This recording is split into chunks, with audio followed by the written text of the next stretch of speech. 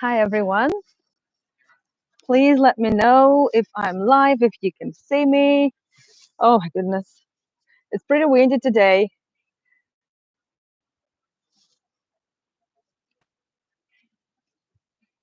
Hello, hello. Hi everyone.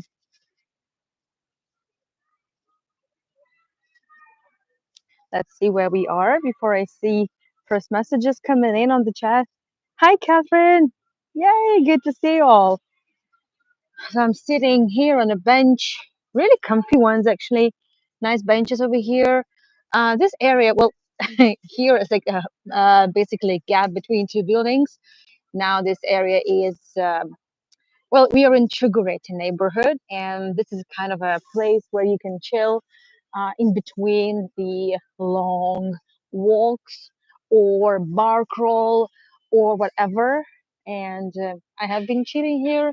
I've been here since about 2, 3 p.m. actually, because I, well, had to test the connectivity and everything. And well, I've been enjoying the vibe. I've been enjoying just sitting here, watching people walk, tourists. I've already seen tourists from the States, tourists from Philippines, Poland. So yeah, definitely tourist season has begun. We are to begin in a few minutes ourselves. So the local time is almost 6 p.m. GMT plus 4. And I just realized that this is a sometimes it's one of the occupational hazards when you have multiple tours on one and the same day.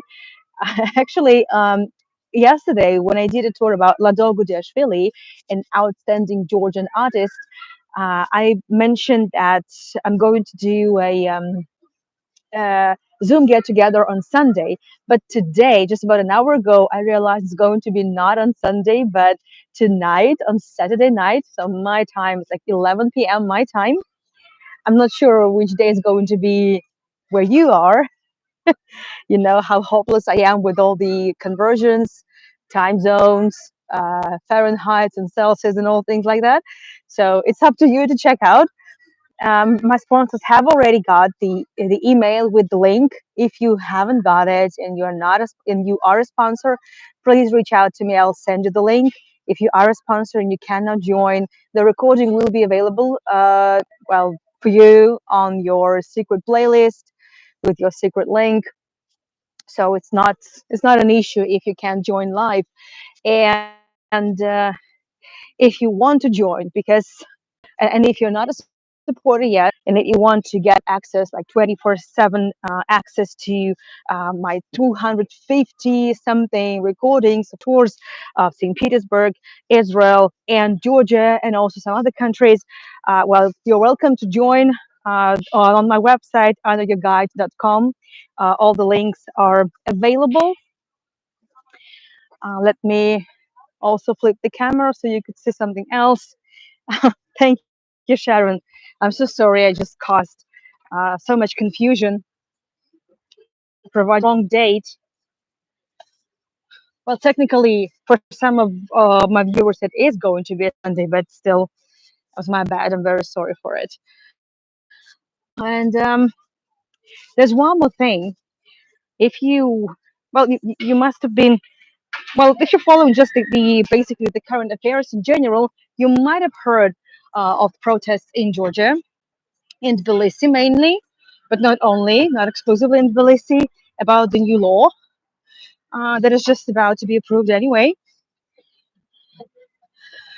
So, because of that, um, there will be some changes tonight and probably in a few more weeks to come because of it. Let me explain, because I know that, well, many of you are aware that I'm also doing tours for other companies, such as World Virtual Tours. And tonight I'm supposed to have a tour in Saloniki neighborhood, which is very close to the, I would say, the eye of the storm, so the center of the protests, the avenue, Valley Avenue. And because of that, like last Saturday, I was stuck in the downtown, well, till like 2 a.m. And I don't want to make the same mistake again. That's why I already informed about virtual tours, and they're okay with that. that I won't be going to Saloniki for my tour. It's going to be at 8:30 p.m. local time, GMT +4. The link is also on my website, anyayourguide.com. And I'll be staying in Chugureti. It's it's supposed to be quiet here, at least from what I've been able to find out. Which means that I'll be staying here in Chugureti. And if uh, any of you missed the previous episode because it's no longer available in open access, you're welcome to join me for with World Virtual Tours, and I'll be taking you on the first part of the Chugureti tour. And of course, I will make it slightly different because I hate doing one of the same tour again and again. That's basically the all the announcements. I'll of course have to explain it to the audience. Um, last night, well, last time I had to really play it by ear because of the all those changes. But that's the way it is. Okay. Well, it's time to begin. So I hope you can hear. I hope you can see everything clearly, and we are well. The connectivity here is normally great, so I don't expect. I hope there won't be any glitches like yesterday. And let me greet you properly. Hi, everyone. So, my name is Anna, and welcome to the second episode of my Chugureti neighborhood series. Thank you, Natalie. Thank you so much. If you missed the first episode, it's totally fine to start with this one. But if you want to see the first episodes, you're welcome to join me later tonight or contact me and ask me to send you the link to watch the recording. Oh, sorry. So we are. Oh, hi, Cindy. Good to see you. I'm so sorry. Not sure what it is. So you're looking at a really nice and clean neighborhood. Two buildings looking very European. And let's say if you just can't see anything, any writing, anything extra, just the buildings. Shabbat shalom, Shabbat shalom, Maria. And you well, it looks just like basically probably any 19th century street somewhere in Eastern Europe. Maybe not exclusively Eastern Europe, but if we go in the courtyard of any of these houses, well, some of them are closed, some of them are open, and it's not a problem to visit. We will see some definitely. You will clearly see that you're not in Europe because you are in Tbilisi, in Georgia, capital of Georgia, and uh, this is the one of the fantastic things about the city is that actually uh, Tbilisi is the city of contrasts because of the convergence, because of the fusion of religions, architectural styles, backgrounds of different people coming to this. I would say definitely melting pot of the Caucasus, basically being locating at the crossroads of religions, several trade routes. So yes, basically architecture, the old city reflects the complex history and the unique heritage, extremely rich heritage. And tonight we're going to explore the the heritage of slightly, I would say, more recent times than for the old city. We have done already quite a number of tours, and uh, I mentioned it probably at every of my tour that um, because of so many different invasions and annexations of Georgia, but different peoples, mainly the Ottomans and Persians, but not only.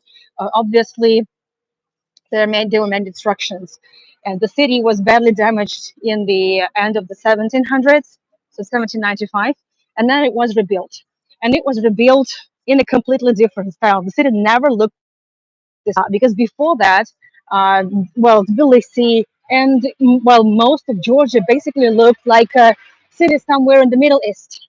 because of the powers that control the city and the country, well, the regions. And it was complex, but definitely it wasn't supposed to look like a European city. It wasn't supposed to look like a country with so much connection to Europe. But it changed. The whole direction, changed because in 1801, Georgia became part of the Russian Empire. And when the time came to restore the Tbilisi and some other regions, which were, of course, deserted and devastated by the wars, by the most recent war. You remember that Tbilisi almost burned to ashes. Almost nothing was left, apart from just several buildings and churches, maybe. Well, it was the Russian Empire who sent the architects, who sent the specialist engineers, because in 1801 Georgia became part of the Russian Empire. And when the city, when they got down to rebuilding the city, it gave Tbilisi a completely different look, European look, of course, because St. Petersburg itself, being the capital of the Russian Empire, it was a very European city, and like no other city in Russia, basically. And it's still like this. And even though I haven't been to St. Petersburg since March 2022, here I would say that I find some refuge for sure, like literally and metaphorically, because many of the streets, many of the buildings actually remind me of home. And I want to show you one building. First, I'll show you, well, just from here, and it looks like every second house in St. Petersburg. Um, European, uh, I would say, very classic architecture. And here is written something quite important over there. Let me zoom it in for you. I hope you'll be able to see. Yeah, it's not too blurry, so I hope you can see it. It's written in three languages, in Georgian, and English, and in German. And so, whichever you like. So this building was built in accordance with the design drafted in 1879 by the local German architect Leopold Bill. Hi, dear. Good to see you. Hey, good to see you, dear. So Lily is here, my lovely colleague, an amazing tour guide. So if you want to join her tours, please do it. Fantastic tours, lot of history, a lot of analysis and insight into, I would say, in general, in European history. Okay, thank you, dear, for dropping by. So you see, there's nothing really special, but knowing that you are in the Caucasus and seeing a German architect designing multiple buildings actually in Georgia, it's kind of you ask yourself, how is this possible? Why? What the German architect will be doing here? Well, because when St. Petersburg was established by Peter the Great, first the first one to, well, to invite to hire foreign specialists, Europeans. And when Catherine the Great came into power in the second half of the 18th century, she encouraged also German families to move to Russia, and many of them moved to St. Petersburg first. But then, in early 19th century, um, with the Emperor Alexander the First, the grandson of Catherine the Great, things changed. And tomorrow, I'm doing a tour of the German colony in Georgia, where I will tell you in more details how it's actually, well, how it was possible for five German colonies to be established in the Caucasus. How come? How did they reach? Why they came? So tomorrow, um, I'll be doing this tour on my website, arnayaguide.com. You can find the ways to book it. I'll be doing it on Zoom. I'll be taking you to one of the German colonies that still exist. Well, not in the form of German colony, it's just a Georgian city now, but with lots of German heritage and architecture that we'll be talking about. So that's just a little bit of a minute of promotion, I would say. And well, um, this architect, let me show you his portrait. So Leopold Bielfeld, that's him. You see the years. So he started in St. Petersburg. And well, he of course was encouraged to come to Georgia because well, in early 19th 1903, Tbilisi was made a capital, was appointed as a capital of the Transcaucasia, of the entire Caucasus region, and this is when all the investment and lot of projects were launched. And of course, for any specialist, for any person looking for success, of course, there was less competition here, well, than in St. Petersburg. So Leopold was happy to accept the invitation, and he came, and he quite quickly became one of the best architects in general in Tbilisi, and that's why on this house, which wasn't built by him, but well, the project belonged to him.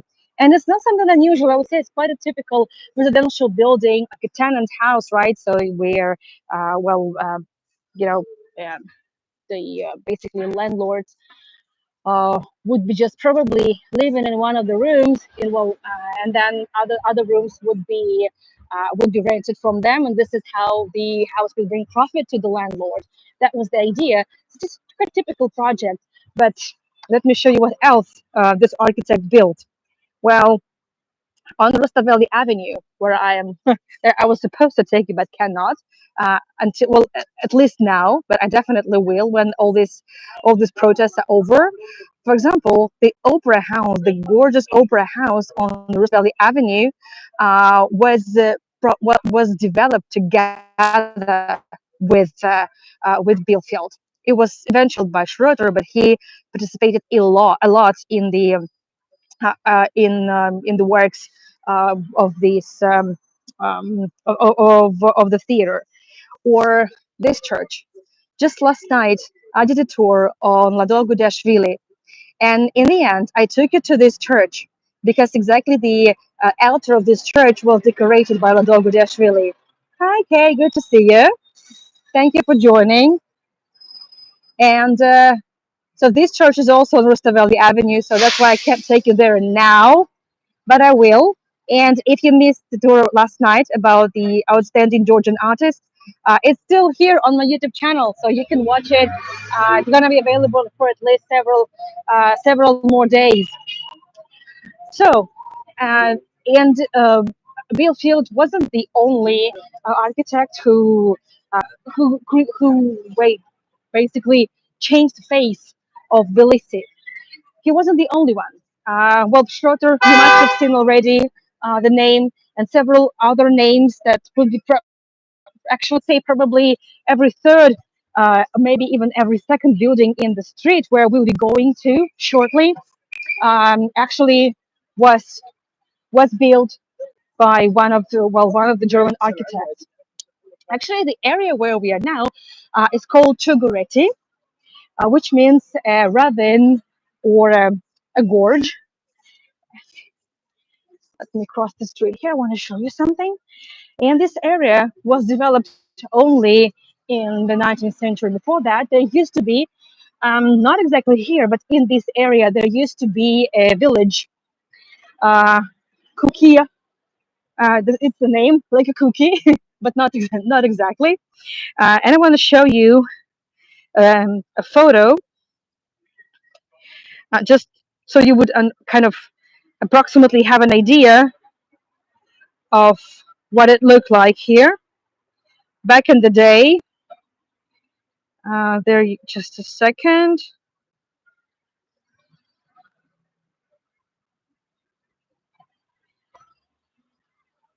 Where is this? I'm trying to find a photo of Chugureti.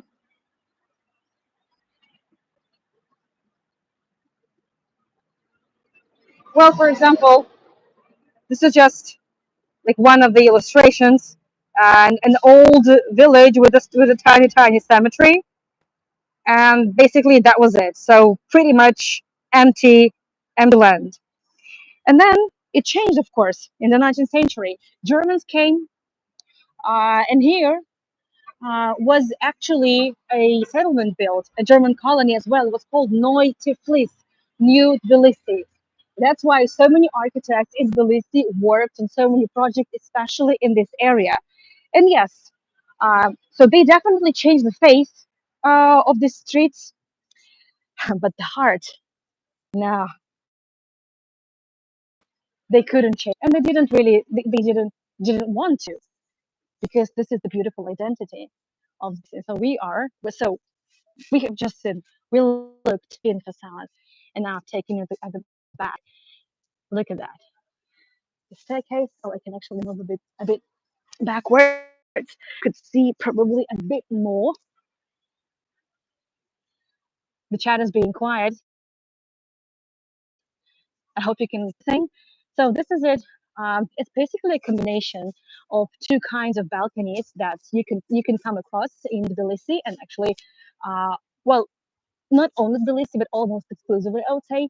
Well, the open ones, wooden balconies, and also the one that have glass windows, like basically van windows on the balconies, like glass terraces.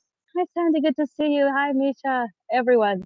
Yes, and I actually like the way the locals refer to them, like the lace houses, lace courtyards, because all this woodwork is they were so crafty, and there are so many different designs, and well, some of the architects actually, and well, carpenters have very unique style, unique patterns.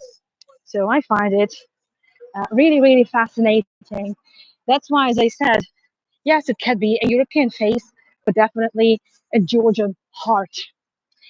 Or let's take a look here. Actually, this is the courtyard of a Radisson hotel, and well, the Radisson hotel is well, it's actually it's a modern building. We will see it as I just don't want to go back and forth, so we will see more of it shortly. We will see the main facade, but basically, the Radisson hotel occupies quite a big territory and part of historic. Look at that. So you can clearly see the part that is new, and you can clearly see the part that is old. And look at this. So, yeah, as I said, it's been restored partly and partly built, and it looks really, really harmonious, really perfectly blends in. So you can't sometimes you can't really tell whether it's old or new. So this is the new part. Look at the beautiful windows. So that's what I'm saying. So there is also a term in Georgian called shushabandi, which means well terraces covered with glass, basically glass terraces. And take a look. I wish I could show you more, but there's not really too far. I mean, I can't really pass. Okay, that's the best I can show you. There you go. Here is the bar. So the residents of the hotel, the guests of the hotel enjoying the drinks, and it's quiet. Even though like one of the main streets are basically just behind uh, over there. So I find it absolutely fascinating. And actually, the restaurant has a name. It's called Posta, which means post office. Here used to be a post office, and one of the buildings that the hotel is now well occupies. Uh, well, it's actually the former post house. Oh yes, Andy, that's for sure. I could easily spend hours here, and that's why there is this symbol of Georgian post, like a paper plane. There you go. And this called like a red Radisson. So in case you're thinking where to stay in Georgia, well, I swear I haven't been paid for it. This is not a paid promotion. It's just a honest recommendation.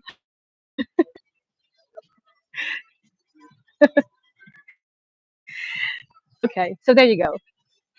And the street that we are now going to take from now on, we're going to be only walking basically within the vicinity of the street, which is actually not just a street; it's actually part of an avenue. David Agmashenebeli Avenue. Agmashenebeli, I know it's very hard to pronounce. You can say the Avenue of David the Builder. Agmashenebeli from Georgian actually means the builder. And I want to show you something.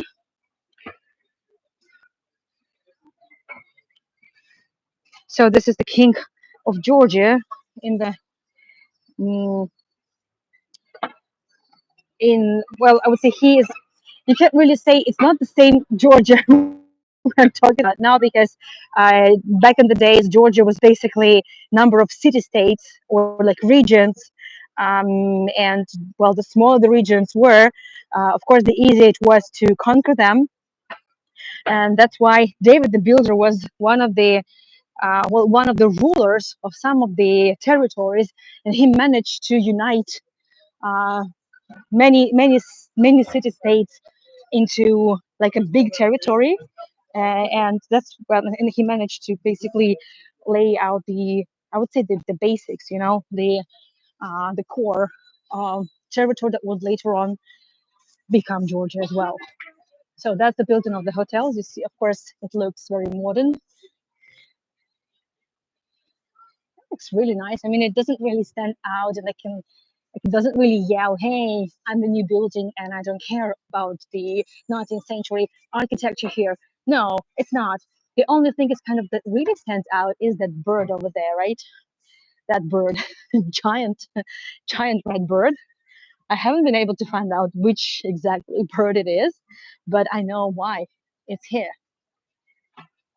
Because actually, back in the days, in the 19th century, and probably up until the First World War, I would say every second house in this street, which wasn't called the Agmashenebeli Street back then, um, it it was called Vorontsovska Street or Mikhailovska Street. Actually, there would be two names at different times in the 19th century. Every second house here would have a bird. Well, not this type of bird.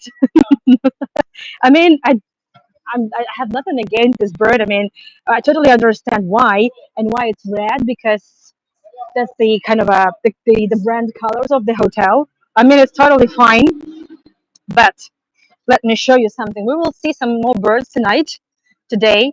But for those of you who watched my tour last Saturday, and if you didn't, you can still join me tonight. But it's because I might be able to take you to the courtyard again, but not now because we've already been there. So those birds would be well on, as I said, some on the roof, the main facade of every second building here, because these birds were the Kaiser birds, and as I said, those were German architects, and also actually many German families lived here because the area was part of the Neu Tiflis, right? New Tiflis. Tiflis is the old name of Tbilisi. In the 19th century, the city was called Tiflis. Oh, I smell the herbs. Like here. Oh, it smells so gorgeous. Wow. Well, you can see the bird from here also. And this part, starting from there, is is actually walking street only, so no cars are allowed. And But the avenue actually continues all the way there. It's a very long avenue, one of the busiest. And I want to show you something else. Uh, Actually, in the Soviet times, the entire avenue looked like that. And even here, the buses used to go the streets. Buses. That's the photo from the Soviet times. I'm not exactly which year. I assume it's like 70s maybe. It should be like 1970s or something. But I'm not sure. Not entirely sure. Well, that building, for example, actually has part of the old, uh, very simple decoration restored, preserved. Well, restored, of course, because um, in starting from like 2010 and for about 6 years or so, the street underwent the well, I would say very massive restoration, just like many other areas in Tbilisi. And archaeologists have been able to find multiple layers of street paving, bricks, stones, and we have just seen one over there behind, and there's another one, and there will be more.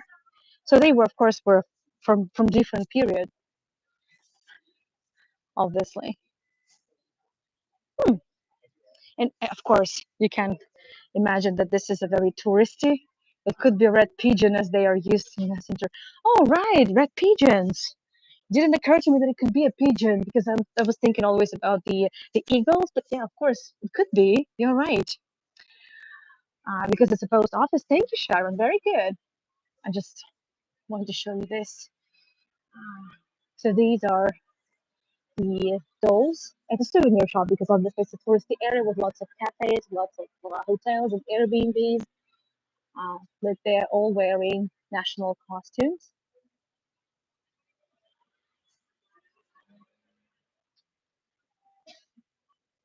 All have this long, long hair. So yeah, so normally I could clearly see the this nicely looking Georgian ladies walking in their national costumes, walking down the street, and that would be quite a clash. Or look at these more gorgeous ones. Look at these dresses. Oh wow! Of course, those type of dresses would be for weddings, for very important celebrations, and imagine gentlemen wearing these walking down the streets. That's quite a clash. So, but that's exactly what I'm saying. The street of contrast, actually the country of contrast. That's for sure. With the extremely rich, with incredibly rich heritage and so complex, so complex history. However, so after this massive restoration, uh, the well, all the rooms, the spaces, and the ground floors would be uh, sold. They would actually put on sale by the administration, and here they're greeting us saying "Salve." So they're greeting us in Latin, "Welcome." So welcome, right? Welcome. And these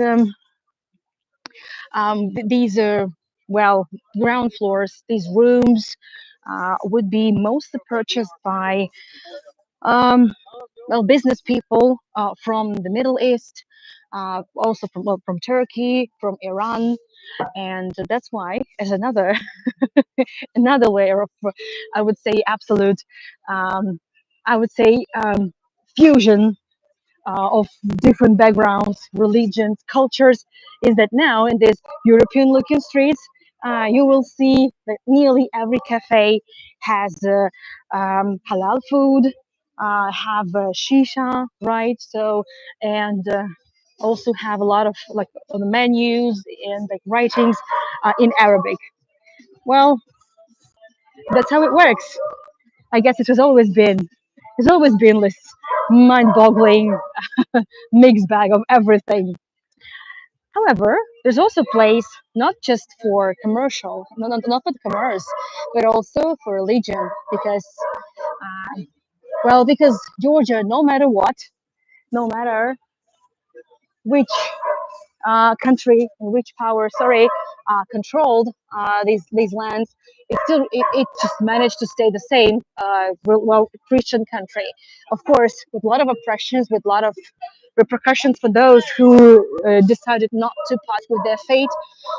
Yes, many people died for their beliefs. That's well, Georgia is not unique in this. And here used to be a church. I haven't been able to find actually a photo of the church because the church was for a long time in pretty bad condition. But actually, it's looking a lot better than many photos that I have already seen.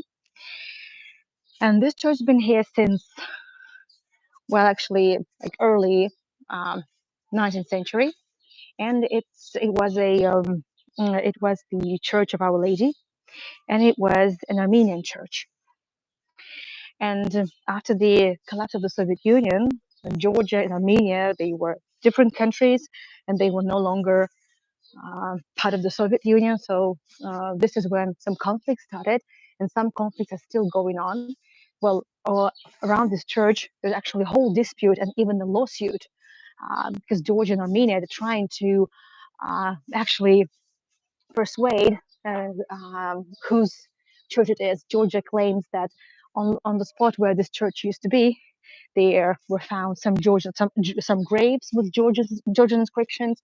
Armenians claim that if there is even a graves, well, if they even found the graves with Georgian inscriptions, it doesn't mean that there used to be a Georgian holy site prior to that. So it's gonna take ages, maybe forever, to understand and to find out who's right. But so that's why. But while this dispute is going on, the church is not getting restored. That's an issue. Luckily, these houses have been restored, and this is another absolutely fascinating thing. Take a look. So here we're looking at another crossroad of architectural styles and approaches. Here we see the technique, well, what we already know, the wooden balconies, typically the Tbilisian thing, actually a combination of Ottoman and Persian heritage, I would say here. And take a look at this. This is German Fachwerk. I'll be talking more about Fachwerk. In Asureti, we'll be taking it tomorrow. There's a lot of buildings in Fachwerk that survived and been restored. And so the architects and well, restorers here, they just kind of try to preserve the heritage because Fachwerk was also used here because the architects were German. So Fachwerk basically it means like the post and beam architecture. So it would be basically made of like a small, well, the timber constructions like squares that will be filled between the timbers, between the wooden posts with stones. That's basically it. So and you would normally see all these beams. So they're not normally disguised, they've been plastered. So again, this history at every corner. And of course, these buildings were built after the church had been constructed. So the church is probably one of the oldest buildings in the area. And there must have been something prior to that. So it must have been part of the Kukia village. So let's move on. And I promised you more Art Nouveau. And well, I'm ready. I'm ready to show you more Art Nouveau. Probably one of my most favorite houses in the area is this one.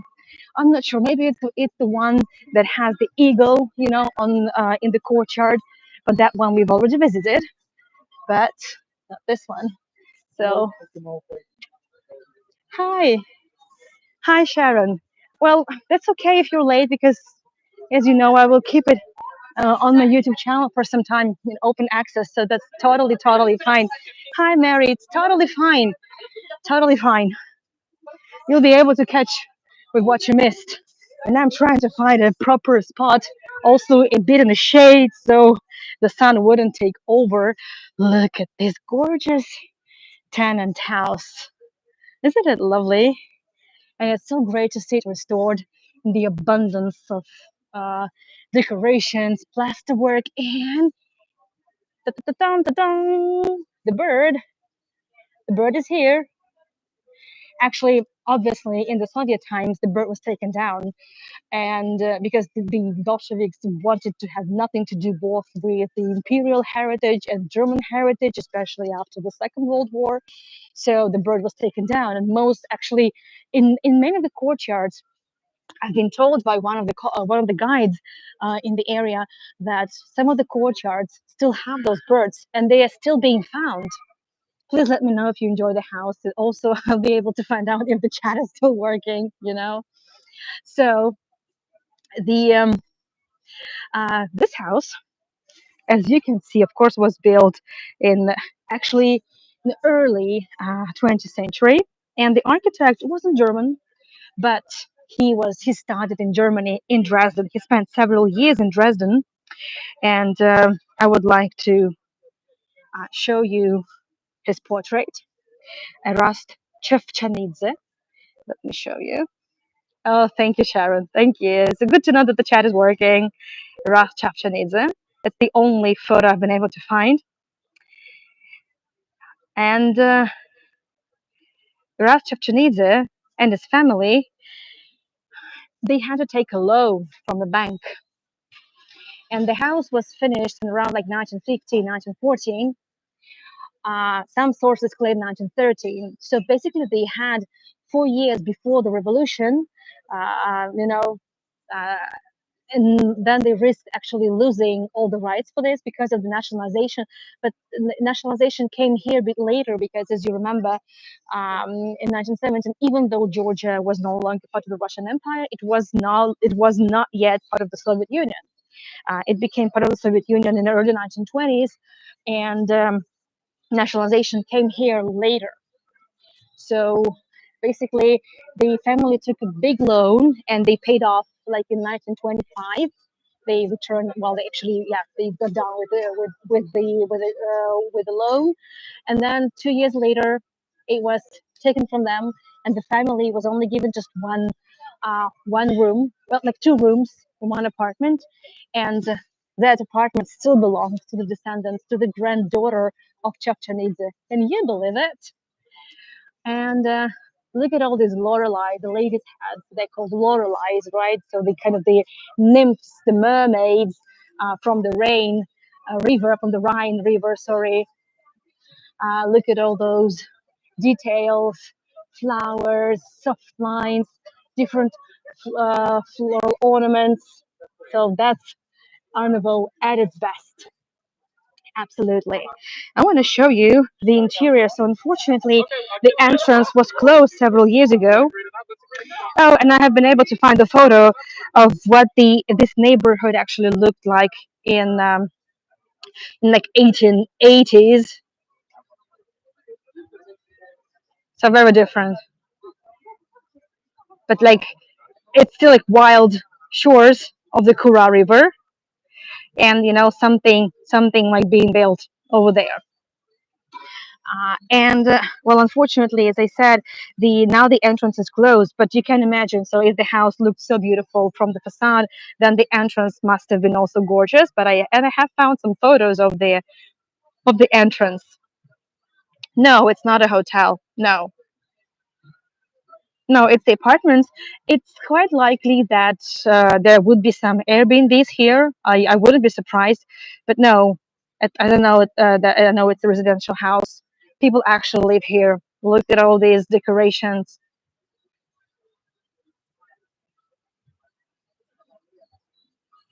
Of course, they were restored. Well, this is the ceiling. There you go. That's the ceiling. Well, we have been able to enter some of the foyers of the houses. We've been quite lucky, I should say, but well, that one is closed. And again, as I said, I totally understand the people who live here because they must have been absolutely sick and tired of tourists coming, just looking around. And there's something quite interesting over here. Restorers also have been able to find and preserve for us the basically the names of shops because since the beginning every house had a shop on the ground floor. It was a trade street. I mean, Tbilisi trade city from the very beginning till the end, of the world. It would remain the it has always been and will always be a trade city. So here they have been able to actually preserve some of the names of the shops. And here, I mean, this is ridiculous. It actually says it's a Luxembourg kolkhoz. Can you imagine that? A kolkhoz, Luxembourg kolkhoz. I'm not joking. And it says here, unsent and found, like a daughter company. It's not the Luxembourg. That's the. It's not the country of Benelux. It's not. Actually, Luxembourg is a name of a town in Georgia called Belnisi these days. It's called Belnisi these days. And Belnisi back then was called Yekaterinenfeld. And Belnisi was one of those German colonies established in the 19th century. And the city is still there, the houses are still there, and I'll be taking you there next weekend. The tour is already on my website, so you're welcome to book.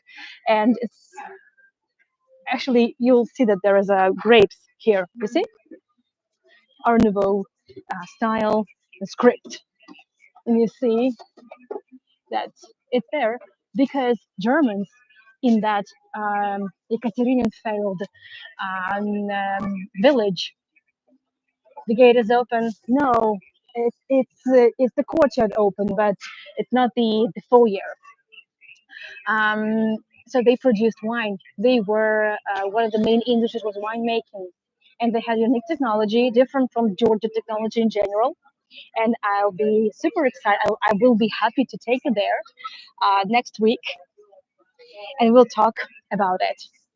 Right now, I will take you to the courtyard, but I can't take you to the entrance, so that the entrance is closed. The courtyard is open, and they're not. I would say it's not something as outstanding as the facade. Pretty,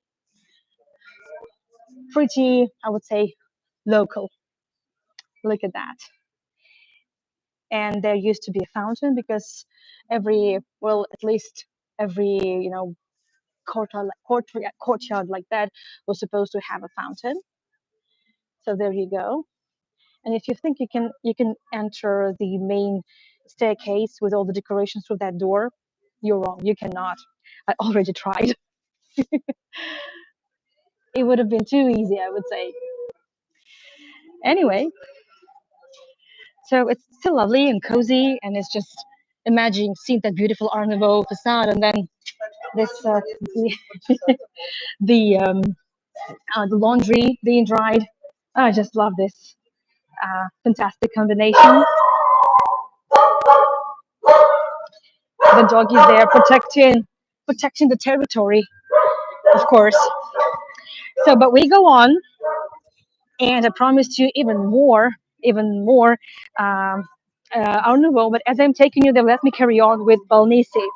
So, Yekaterinfeld, it had so the main industry of that German colony was exactly winemaking, unique technology. I'll tell you more on tour. And just a second. Good. Here we have to turn. Dogs protecting the laundry. Yeah, that as well. I assume they think that the laundry is also their property kind of thing. So the I Yekaterinfeld made wine, and in the Soviet times, as I said, so the city was the name was changed into Balnisi. Actually, it's the name of the village next to Yekaterinfeld, basically. And all German families were, um, of course, exiled to Kazakhstan. And all those Germans left. And the winemaking kolkhoz, well, the winemaking factory was renamed into Luxembourg, but not the Luxembourg you think of, but after Rosa Luxemburg, of course. So the communist Rosa Luxemburg. So that's why we have this absolutely weird uh, combination Luxembourg kolkhoz. I'm not joking. Luxembourg kolkhoz. Let's move on. Let me know what you think about it.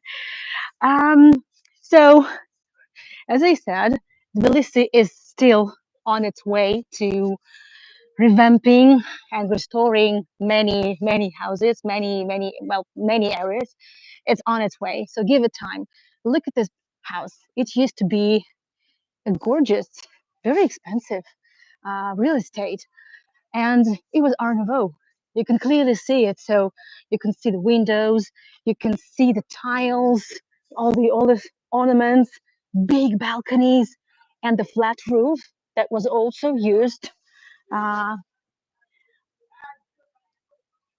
Look, different shapes of windows.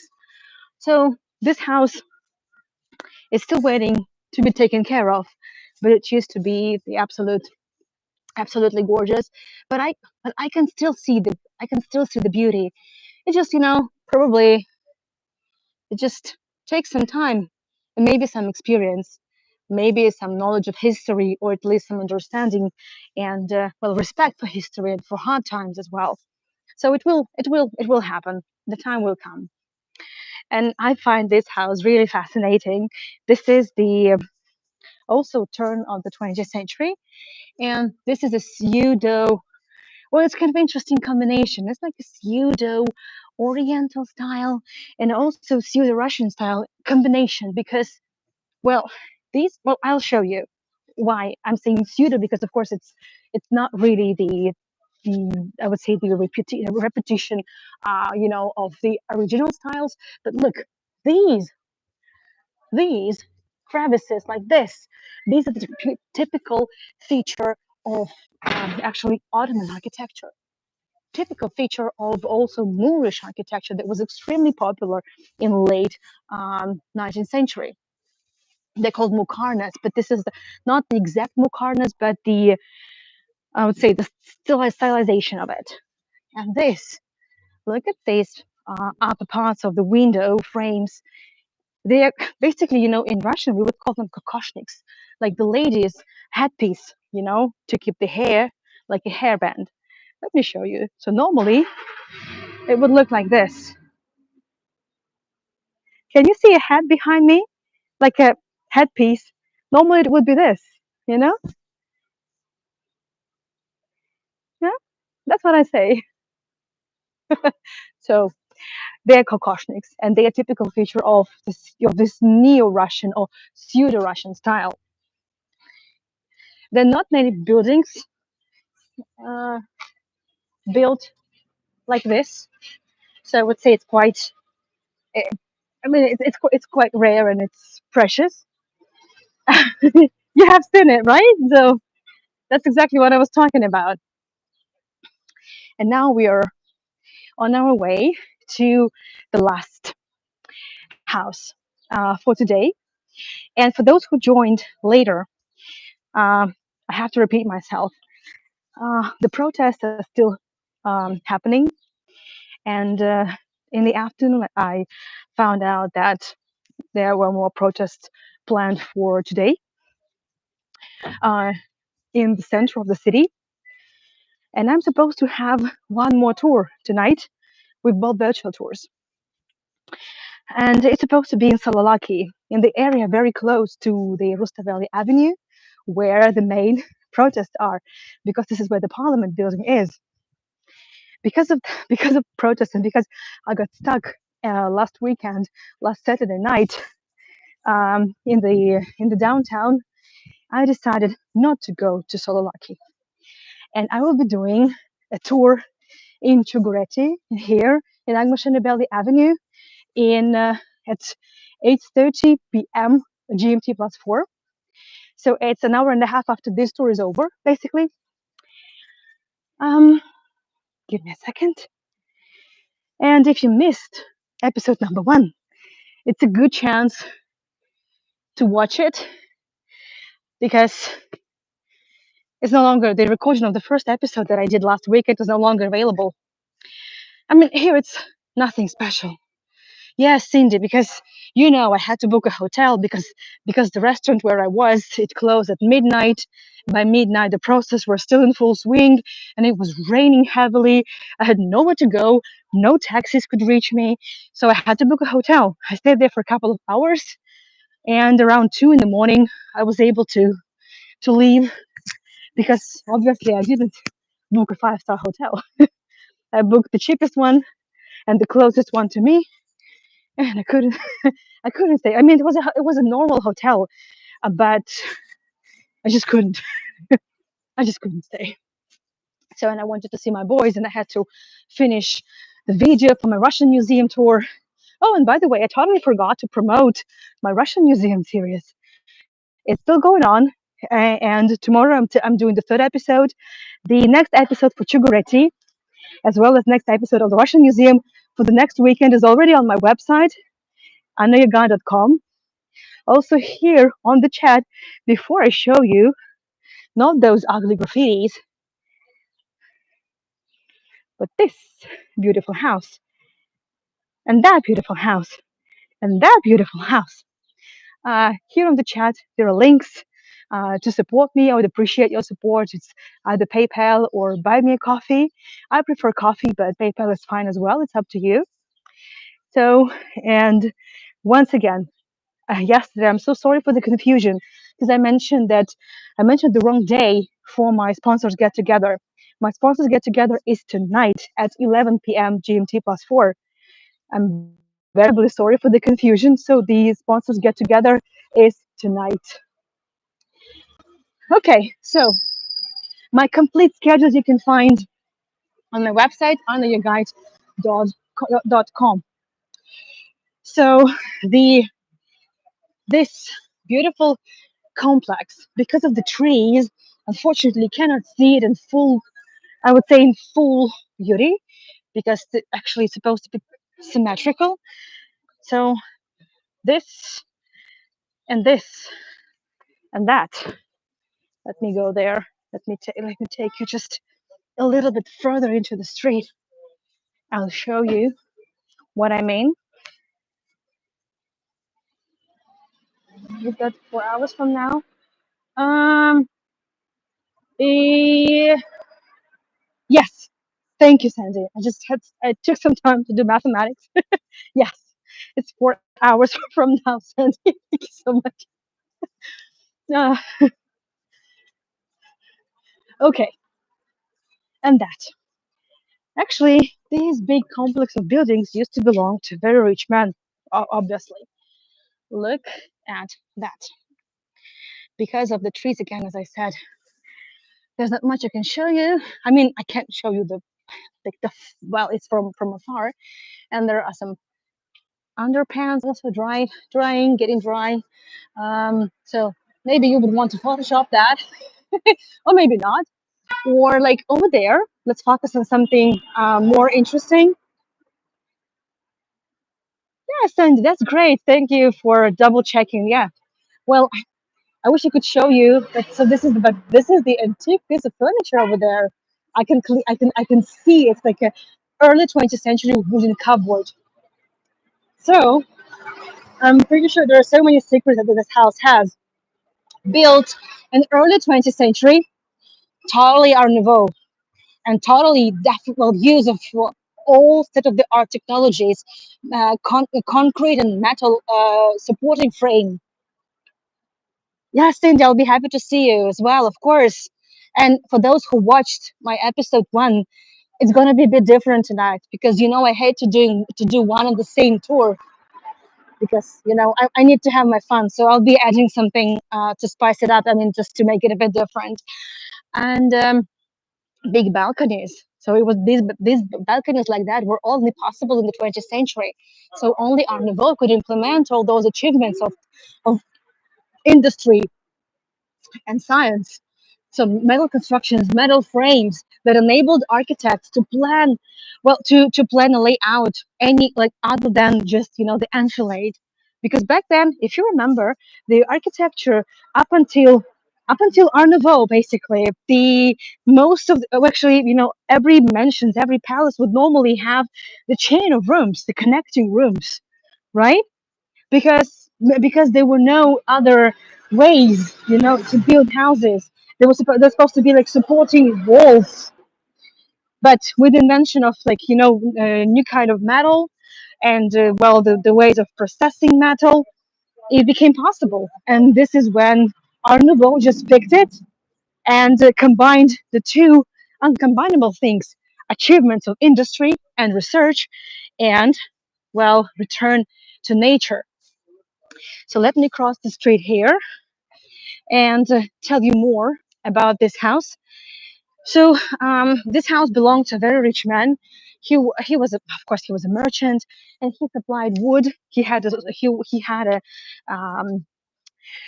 sawmill, big big production site, and supplied wood for construction, for industries, and he built these two houses for his two sons. And he built them similar, actually absolutely similar, identical, because well, just not to cause any more conflicts between the brothers. And again, the facade is perfectly European, right? I mean, yeah, it could have looked better, it could have been taken care of, but we already know. And yes, you, my audience, you already know how to look through and not to see those cracks and chipped um, plaster. You can see the beauty, and you can see what it looks like, and you can understand. You can appreciate that. That's why I so love taking you even in the shadiest areas. I'm so sorry, but I'm actually planning to take you to some really shady spots because I know you would find them special as well. Some people probably would just unsubscribe, but I'm okay with that. And again, Georgian heart. But what the architect did, and unfortunately, we're not sure who the architect is, but the architect basically managed to implement the Georgian tradition with Art Nouveau. So the tradition of Georgian balconies. Oh, Sandy, oh, I wish anyone, not just anyone could give me a house like that. Uh, okay. I'm not a freeloader, but like I wouldn't really mind a house like that. Even in such a condition, honestly, I don't mind. I tend to talk quieter because people live here. And I know, even though there is this kind of motto that if Georgians are talking together, they either talk in private, so nobody hears them, or they yell at each other, like yell bloody murder, so everyone could hear them. I tried, I prefer some happy middle over there. So parts of the Georgian tradition is this windows. You see, these are modern stained glass windows, of course, modern. There used to be old ones, and many. And actually, stained glass is a big hobby. Stained glass art is also a big hobby now. Many locals they try to bring back this craft and tradition because this is part of history. This is part of local history. Not only not exclusive to Georgia, obviously. I'm not saying that, but I'm just saying that it used to be basically in every glass band balcony. Can you imagine how beautiful it was? And so, as I said, use of metal. How could they bend metal like that in the 19th century? It was not possible. But with Arrivo, with this technical revolution, it was possible. And I find this quartet absolutely fantastic because, as I said, they implemented old Georgian tradition with the advancement and style uh, from Europe, 20th century. Absolutely, absolutely fascinating. So no wonder many films uh, actually were filmed here. And